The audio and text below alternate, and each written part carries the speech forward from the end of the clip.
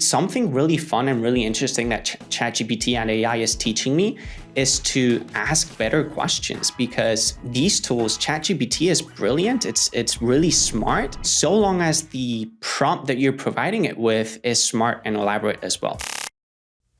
Hello team, and welcome back to Alt Marketing School. It's Fab here, and today's special section, so to speak, is actually a very interesting expert interview, something a bit different that we wanted to add to one of our podcast episodes. And it's all about leveraging AI as a marketer. And actually, we have an amazing marketing specialist. Tony, I will let you introduce yourself. Here to talk about his first-hand experience. And we're talking before being on here that I generally don't know how many of us can actually define themselves as full experts in the field, because it changes so much. But I love the fact that you've been using it, because I think it's going to bring us a fresh perspective of some of the good things that you've seen, some of the things that maybe even you have tried to navigate. So thank you so much for being here today. It's a real pleasure. Thank you for having me. Tony, tell us a bit more about you. Give us the lowdown. Who are you? What should we know? What's your favorite tea? Tell us all the good things. All right, so my name is Tony Lewis. I grew up in Spain, spent quite a lot of years in Florida, though. I moved there when I was 13. I'm currently back in Spain. I've been stuck here ever since COVID, and God knows where I'm going to be in the future. It's a surprise, surprise. But yeah, I am a marketing specialist at Thrive Themes. We build conversion-focused tools for WordPress, and we help solopreneurs, small to medium-sized companies build high-quality infrastructures online. And my journey with Thrive Themes actually started as a customer. I signed up for Thrive Themes back in 2014, and I just kind of became an expert at using what at the time used to be called Thrive Content Builder, which today is most commonly known as Thrive Architect. And then Thrive started releasing all of these amazing products inside their suite of plugins, talking about Thrive Leads, Thrive Apprentice. Thrive Theme Builder was probably the biggest one, in my opinion, that really set Thrive Themes as a big player in the WordPress space. And I'm fortunate enough to be working here now. That's amazing. I love when employees' stories or kind of team stories start as customers, because I feel you really understand, and you kind of in a way you also love the product as well at first, and then becoming an advocate becomes such a nice jump. I am personally a big advocate of WordPress. I'm going to ask you now, Tony, not to put you on the spot. How many years of WordPress experience do you have? Because I was thinking about it literally today. I was having another conversation. It's probably going to be 8 years or so. Mm-hmm. Yeah, my dad taught me how to use Thrive Content Builder to build out my very first website, which was a website for the restaurant that I was working at in Central Florida at the time. And that was, they were my first client. That's amazing. Oh God. Okay. I was thinking about it myself. I go back probably 12 to 13 years. So wow. It was intense at the time. Like any other builders, like any other tools, even WordPress, it was trying to figure itself out. And I find that any web designer how were you building websites back then? It was more like you kind of get the blog side of it, and then you kind of have, so you start with the WordPress.com, which if for any listener who doesn't know, is kind of the WordPress kind of build, where basically they just give you some things you can do, some features, but it's mainly for the blog. It's mainly what it is. You don't have really singing or dancing kind of full customization. And then WordPress.org allows you to use WordPress imagine it as a canvas, as a building blocks experience. So that's kind of what happened with that. It was a very, very long time ago. And I love that actually we're starting to look back, because today's conversation is all about some of the things that are happening and some of the things going forward. So I'm actually going to get my questions.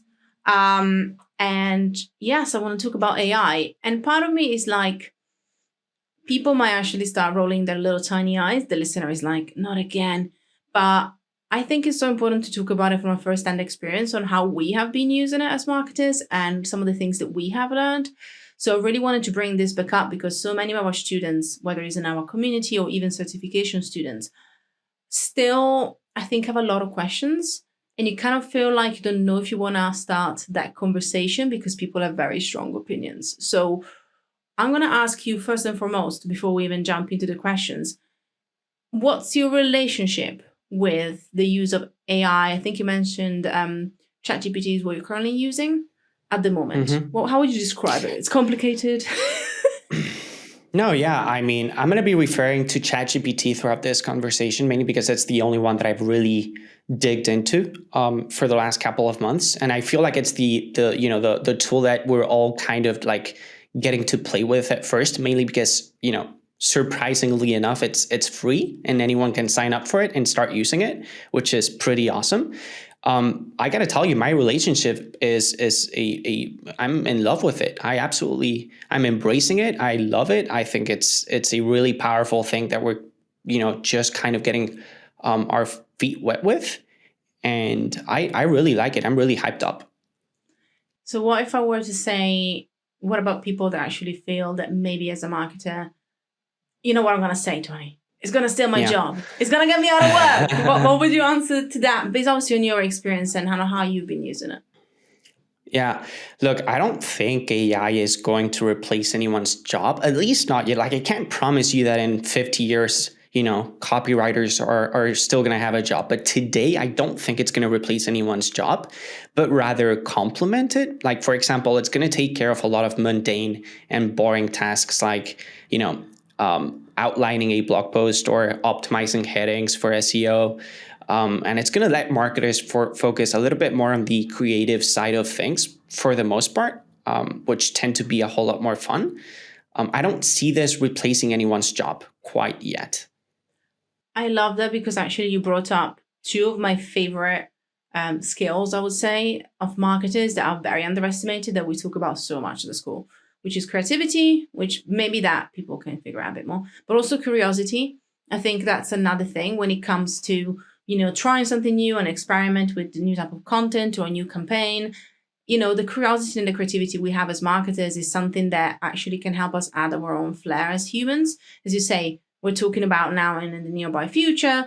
Goodness knows where we're going to be in 50 years, But it's kind of interesting right now to have that conversation where we realize that, the ways that it can complement and also can support our work. And then we can add our own uniqueness to it. And I love that you brought that up because I think it reminds us again of putting things in perspective. And also, one more thing I'm going to say, because I'm going to ask you about best practices to kick off, is that we also did our open day. So you might have listened to the episode, hopefully, is episode 136, if I'm correct. So a couple of episodes ago, we did a little snippet about our teachers talking about AI and its role. And one of the things we talk about a lot is just being open about it, the fact that obviously we use it and how we use it, because I think that also makes it for other people to understand that they can and powerful ways they can do it for themselves. So I just wanted to say that, to piggyback my question, about your 3 best practices when it comes to incorporating that, especially into the content marketing side of things. I think that will be interesting to explore because that's where I see it being really useful. Yeah. Well, I can talk firsthand about how I'm using it. So I personally like using it for the most part as a grammar checker, spelling checker. If English isn't your first language, this is a great tool to just make sure that your writing is on point. English isn't my first language, so I use it pretty much every day. To when I know I'm going to be writing a blog post or an email, I just like to make sure that my grammar and my spelling is on point.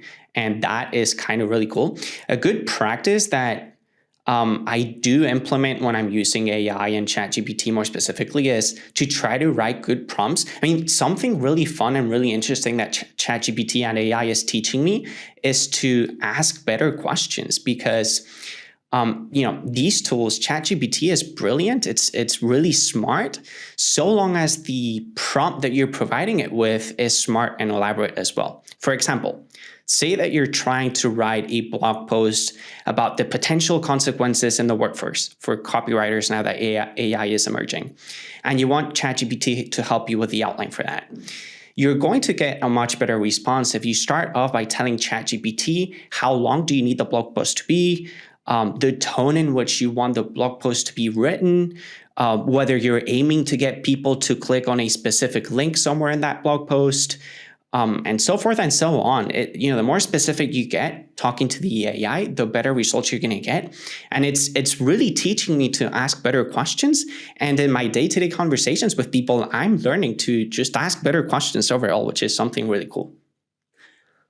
It's funny that actually has been one of my biggest hurdles and learnings as well from using AI. So I mentioned this before. We use Jasper, which is another great tool.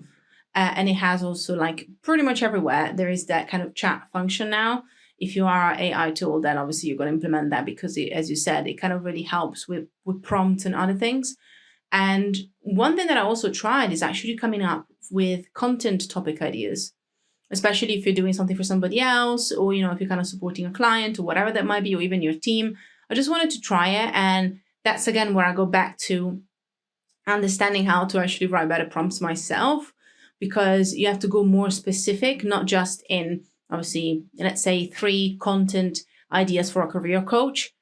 That's fine, but it might just get you to a certain level. So it actually helps to be more specific, which it's a companion of asking better questions, in my opinion. Being more specific, it's so important, especially at the starting stages of creating content, curating, brainstorming, or even getting the support you need. So I think it's really important that you mentioned that, because it's, again, like a interestingly side skill that we've been refining just by using a tool like this too. Is there any other way that you use it, by the way? So I personally really like outlining blog posts with ChatGPT. It really does put into perspective just some best SEO practices to take into account when you're writing a blog post. Like, ChatGPT will help you figure out, where does your H2 heading need to go? Where does your H3 headings need to go? And it's just really, to me, it's a really good way of outlining content. But this brings me to another really good practice that I'm trying not to fall under the trap of and temptation of relying on AI to just do everything for me. Like, I try not to just let ChatGPT do the hard work for me. There are a lot of rumors going around that Google is really going to penalize content that is exclusively written by AI. And trust me, there are some really smart AI detectors out there that can tell whether your text has been written by AI. So, don't think for a second that you can trick Google, because it's not going to work. I mean, these guys are smart, and they're going to be able to tell whether your blog post was just written by ChatGPT. And you don't want to go through the hassle of having to go back in time and fixing your old blog posts, mainly because you were just too lazy to write them out yourself. So don't fall, like, that's something that that's a really good practice to encourage marketers that are, thinking about incorporating AI into their workflows. Just don't fall under the temptation of letting it do the heavy lifting for you, because in the long run, it's probably not a good idea. First of all, obsessed. It's kind of funny, because as soon as you were talking about this, I was thinking, we got to talk about the SEO conundrum. We got to talk about this new conversation about Google kind of, refining imagine little goggles, Google goggles, be like, is this written by AI? Because there's, as you said, a lot of conversations and also a lot of articles and even just chatter in general about this. So thank you for bringing it up, because I was going to otherwise. 2 things that I personally love doing, and obviously would love to hear anything that might come from you as well. So when I do use AI to support the content that I'm writing, especially let's use blog posts as an example. First of all, there's always the editing piece, because regardless of how much you might be specific on the tone of voice, I genuinely find that the tone of voice will be very unique, and that uniqueness is your superpower, in my humble opinion.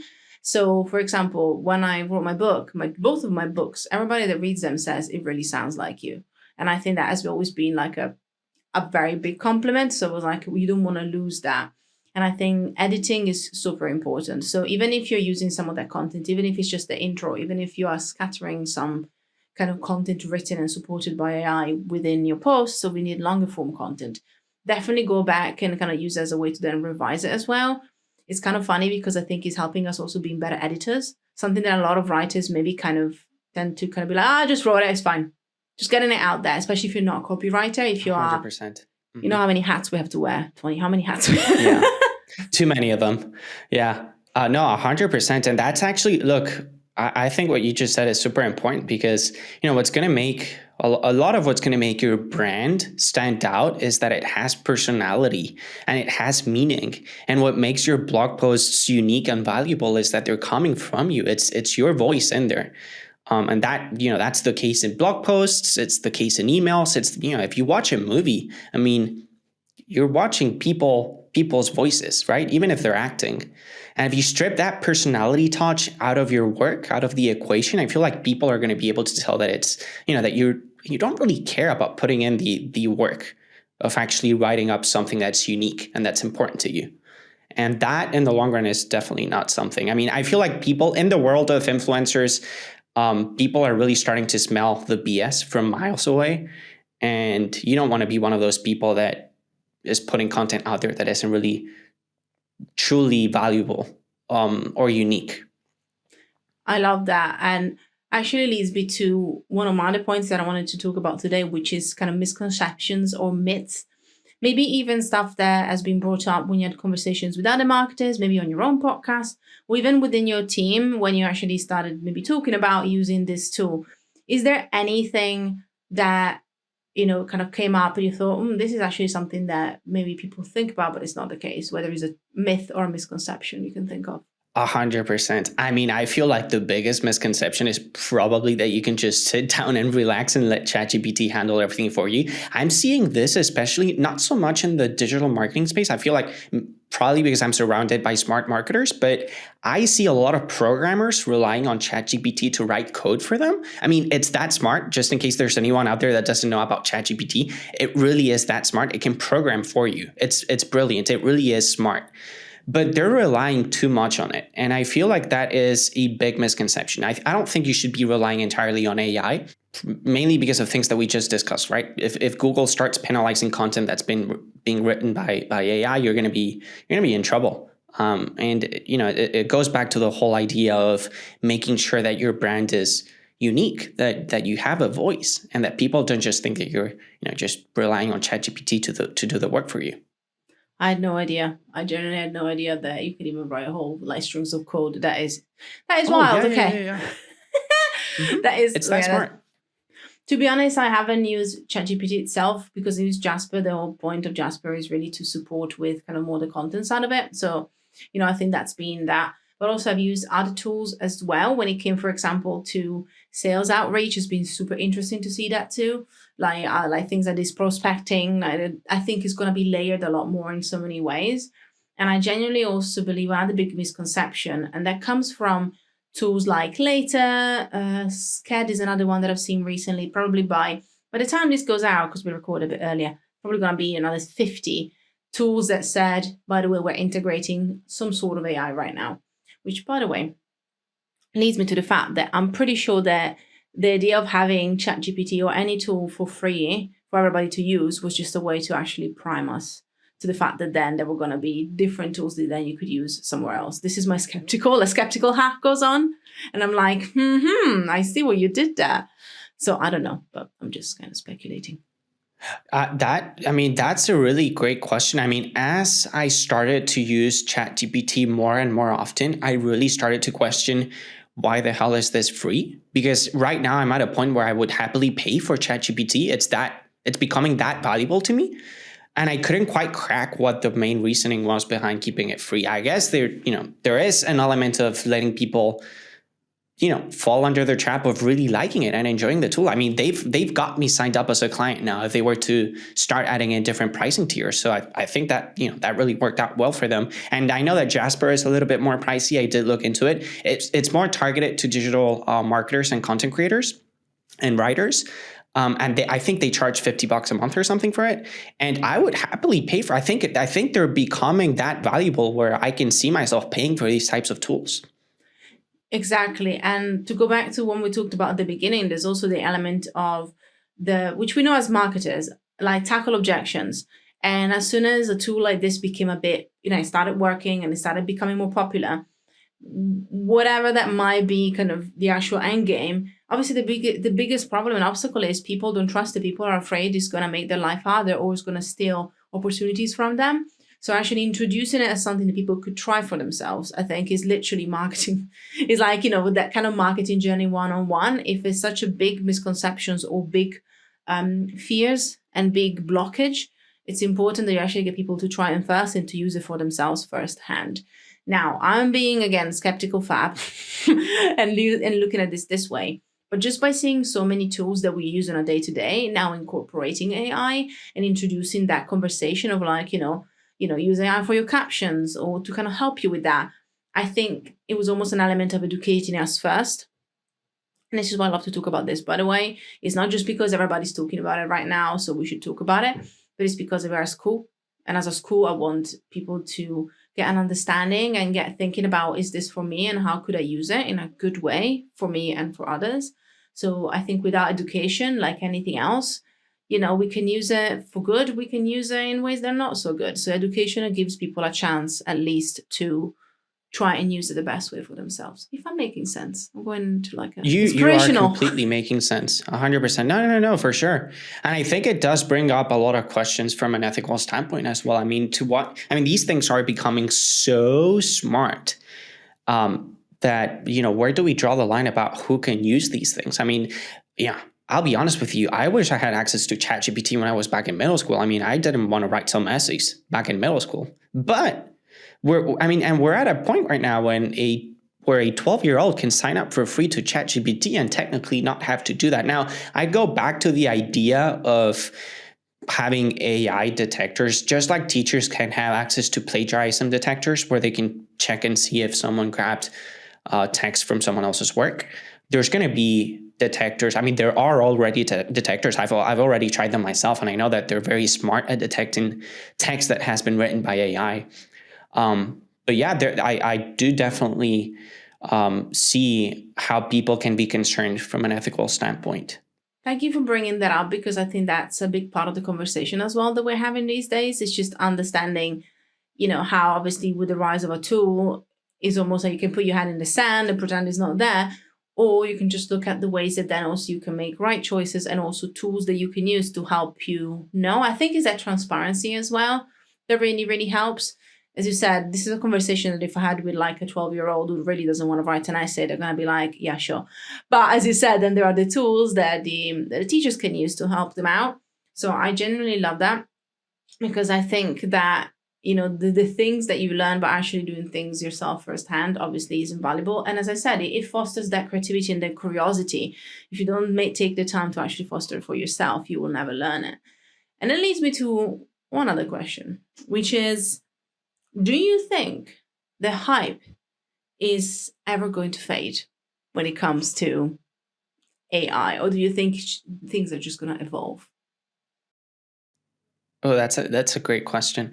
I think evolve is a good word. I mean, the hype for AI in ChatGPT and Jasper, I think it will eventually transition into other types of AI technologies, of AI emerging technologies. For example, I have a feeling that we're all going to go crazy when we can actually talk to an AI tool in the same way that Tony Stark talks to Jarvis in the Iron Man movies. I mean, that's going to be a really cool day when we can actually talk to Alexa and have Alexa do things for us, or talk to our HomePods or Siris in the same way that we talk to ChatGPT. So, the ChatGPT hype, the Jasper hype will eventually fade, but it will transition into other types of AI emerging technologies for sure. Interesting. So again, it might be a take two, but also it's kind of interesting because I was talking obviously before being off air. We are going to also be talking about AI in our certification, which is going to be a couple of months from time of recording. With Tony again, he kindly agreed to join us again, and I am excited to obviously get this in front of our students and see how the conversation might change then, because as you said, is evolution, and as we know, this kind of evolution can change so fast, and I've already seen it just by a couple of months of using it. So I'm really, really excited to have yet another conversation about that too. Now, this is obviously something a bit different. It is an expert chat. We really talked about one topic and we dived in, but it doesn't mean that we can have a bit of fun, Tony, doesn't it? So I'll say, let's finish up with our quickfire session anyway. Let's bring it on. How do you feel about that? Oh, I love fire sessions for sure. Bring it out. Okay. So first of all, this or that, quick choice. You got two options. I want to know which one you're gonna keep out of the two, if you were to choose one. Ready? All right. Spotify playlist or podcast? I'm one of the few people on this planet that doesn't have a Spotify subscription. So I guess podcasts. Obsessed. Voice notes or texts? Texts. Oh my God. Yeah, no, I don't do voice notes. No, having to stop whatever it is that I'm in the middle of in my day to listen to someone's voice note is I don't like that. And my mother actually does that a lot. I mean, I don't want to stereotype, but as an Italian, like a lot of my friends do that as well. A lot. It's kind of funny. I got to the airport once and literally I got that I was kind of across the border because everybody stopped texting. They were just all voice noting to each other. And I was like, what just happened here? Where am I right now? It's a very cultural thing for us these days. And it boggers me. However, Tony, I'll tell you, I use a lot of dictation though. So I use the text mode itself, but dictation has saved my life, especially when I'm strapped time. Okay, but that doesn't force the receiving user to stop whatever it is that he or she is doing to listen to your voice. Which you have a beautiful voice. Don't take me wrong. I mean, my mom has a beautiful voice too. But it's like I need to stop what I'm doing to listen to your voice note, which is not. I don't know. I'd rather just read and answer back in like a second. It's just more. Shout out to mom. I love it. Shout out to mom. Next one: carousels or reels. Probably reels. Yeah, I guess reels. If I'm being totally honest, probably none of them. But if I had to pick one, reels. Then maybe the next one, maybe that will kind of get us a bit more excited. TikTok or YouTube? Okay, yeah, this one's more exciting. So definitely YouTube. I'm a big proponent on long form content, whether it's YouTube, whether it's podcast, whether it's reading. Although I do have a very deep respect for TikTok's algorithm. I mean, I'm not going to get into the intricacies of the platform and all of the political stuff that carries, that's being carried on the platform, but the actual algorithm, I really, really have a deep respect for. I think TikTok has really disrupted social media in a really cool way. Agreed. Memes or GIFs? Both. Probably GIFs, but memes are fun. I know that they're both really good. I think whenever I'm doing to somebody that kind of resonates with that, it just makes me really, really happy. Finally, last but not least, I might know what we're handing here, but you might surprise me. Newsletter or Twitter? I probably gotta go. I mean, if I'm honest with myself, I'll probably pick Twitter. Yeah. I mean, I actually see Twitter is a double-edged sword. You can learn stuff from people, and it's a very good way of staying informed, or it can be a complete waste of time, and you can just be shouting at other angry people on the internet.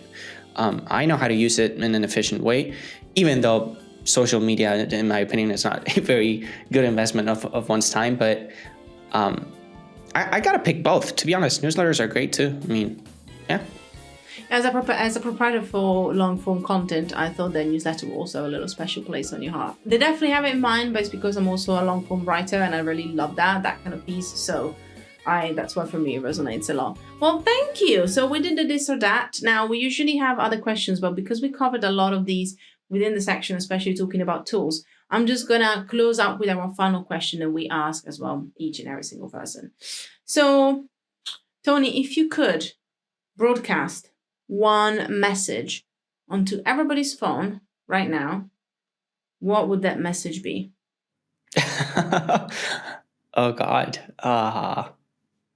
It would probably be get to work. No, I'm just kidding. Maybe just be kind to people. I don't know. You giving me a lot of responsibility there. I'm not really sure what I would say to people. Smile, I guess. Yeah, work hard. I love it. I think for me, I always think about it. Obviously, it kind of changes for me as well because I ask it every single time. But there's definitely one that kind of comes up a lot in my head, which is play more instead of gonna get to work. Because I think work, a lot of us kind of know that we kind of have to get back to that. But play, which doesn't mean be on your phone. To me, just play more is one of the things that I wish somebody would tell me a bit more often. So play more is a good one. Play more is a good one. Tony, thank you so much. You give us so much goodness and you really helped us, I think, kind of getting a bit of more clarity and also an understanding of where we want to go, especially if we want to use tools like AI. Now, as a final reminder, tell us again, where can people find out more about you and also check out the Thrive Teams podcast and all the good things? Yeah, so I am on pretty much everywhere that Thrive Themes is on. So you can find us on Instagram. You can definitely find us on YouTube. We create content pretty much on a weekly basis. So you can definitely go to thrivethemes.com to learn more about Thrive Themes and the conversion focused tools that we built here to help you create online businesses. And if you want to find me on the internet, I will be anywhere that Thrive Themes is on, mostly on YouTube. Thank you so much again, and thank you for listening, dear listener. We would love to hear what your thoughts are when it comes to AI and its future. In the meantime, as always, please make sure that you leave us a little review and you are back next week, because what I'm going to say is thank you so much. Class dismissed.